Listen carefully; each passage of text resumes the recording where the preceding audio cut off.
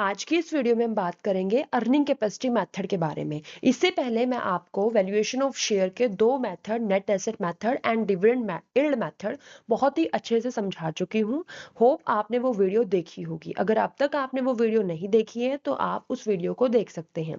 Earning capacity method को हम capitalisation method भी बोलते हैं। अर्निंग कैपेसिटी मेथड क्या कहता है कि डिविडेंड यील्ड मेथड की कुछ कमियां थी, कुछ ड्रॉबैक्स उसके अंदर थे। लाइक वो सिर्फ एक ही फैक्टर को कंसीडर करके चल रहा था, जो था dividend.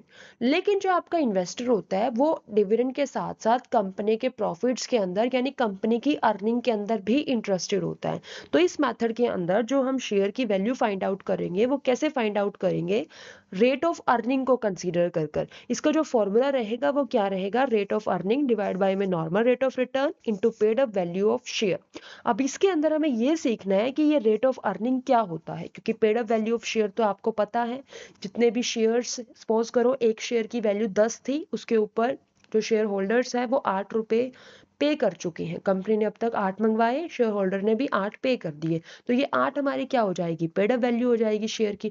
Normal rate of return आपको ऑलरेडी क्वेश्चन के अंदर दिया होता है, तो आपको निकालने की नीड नहीं होती। जो हमें निकालना पड़ता है वो क्या निकालना पड़ता है, यहाँ पर रेट ऑफ अर्निंग निकालना पड़ता है। अब रेट ऑफ अर्निंग आपको देखना पड़ेगा कि कैसे निकालते हैं। तो रेट ऑफ अर्निंग को निकालने का जो फॉर्मूला है वो मैं आपको बताती हूँ। रेट ऑफ अर्निंग निकालते कैसे हैं, estimated future earning divide by में कैपिटल एम्प्लॉयड इनटू 100। यहाँ पर आपको दो चीजें सीखनी पड़ेंगी, एक एस्टिमेटेड फ्यूचर अर्निंग और दूसरा कैपिटल एम्प्लॉयड।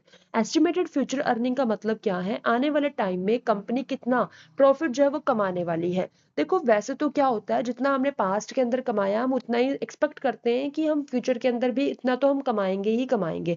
लेकिन जो पास्ट के अंदर सर्कमस्टांसेस रहे, जरूरी नहीं है वही सर्कमस्टांसेस जो है वो फ्यूचर के अंदर रिपीट हो। तो कुछ ना कुछ पास्ट प्रॉफिट्स के अंदर हम एडजस्टमेंट करके चलते हैं। लाइक एबनॉर्मल प्रॉफिट को आप माइनस करके चलते हो।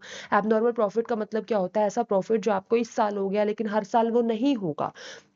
या एबनॉर्मल लॉस, लाइक आपकी इस साल आपकी फैक्ट्री में आग लग गई तो हर साल तो आग नहीं लगेगी, तो ये लॉस हर साल नहीं होने वाला। तो इस लॉस को आप क्या कर लेते हो, ऐड बैक कर लेते हो। आपको लगता है कि आने वाले टाइम में आपको रेगुलर बेसिस पे इनकम होने वाली है, तो उस इनकम को आप ऐड कर लेते हो।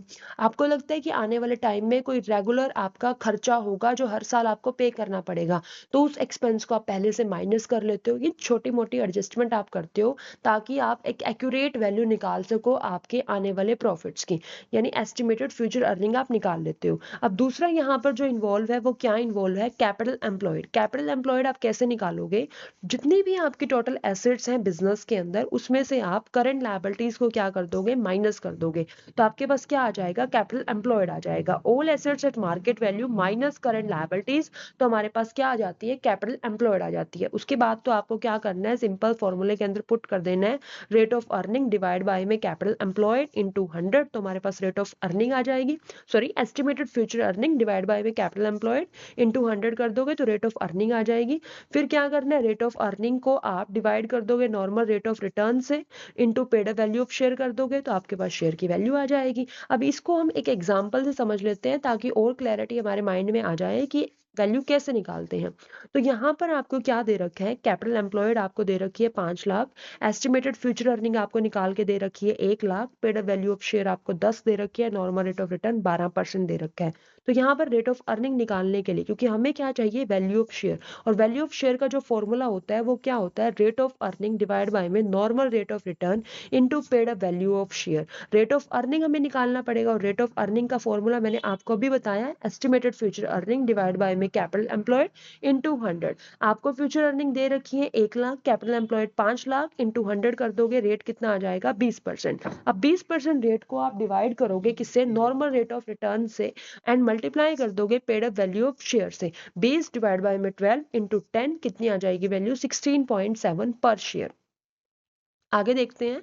अब यहाँ पर जो प्रॉफिट आप लेकर चलते हो इस मेथड के अंदर, जो प्रॉफिट हम कंसीडर करते हैं वो कौन सा कंसीडर करते हैं, after tax but before interest on debenture and dividend on preference shares और ट्रांसफर टू रिजर्व। यानी आपको जो प्रॉफिट लेना है वो टैक्स के बाद वाला लेना है, लेकिन इंटरेस्ट ऑन डिबेंचर से पहले, प्रेफरेंस शेयर्स के डिविडेंड को पे करने से पहले और ट्रांसफर टू रिजर्व से पहले का प्रॉफिट आपको लेना है। इतनी सी बात आपको ध्यान रखनी है। लास्ट मेथड जो हमारा आता है वैल्यूएशन ऑफ शेयर का, वो आता है average method. Average first method क्या होता है, ये क्या कहता है कि कोई भी मेथड अपने आप में एक्यूरेट नहीं है। आपको क्या करना है, कोई भी दो मेथड से आप शेयर की वैल्यू को फाइंड आउट कर लोगे, जो भी वैल्यू आएगी लास्ट में उसका आप क्या कर दोगे, एवरेज कर दोगे। मान लो आपने नेट एसेट मेथड से वैल्यू निकाली, शेयर की 10 आई, फिर आपने डिविडेंड यील्ड मेथड से वैल्यू निकाली, उसकी भी 10 आई, तो अब आपको क्या करना है, 10 + 10 डिवाइड बाय में 2 कर देना है, यानी एवरेज आपको कर देना है 20 डिवाइड बाय में 2। अगर आप कर दोगे तो आपका जो फेयर वैल्यू आ जाएगी, शेयर की वैल्यू जो आ जाएगी, फेयर वैल्यू जिसे हम कह रहे हैं, वो कितनी आ जाएगी, ₹10 आ जाएगी। अब इसको हम एक एग्जांपल से भी देख लेते हैं ताकि और क्लैरिटी आ जाए।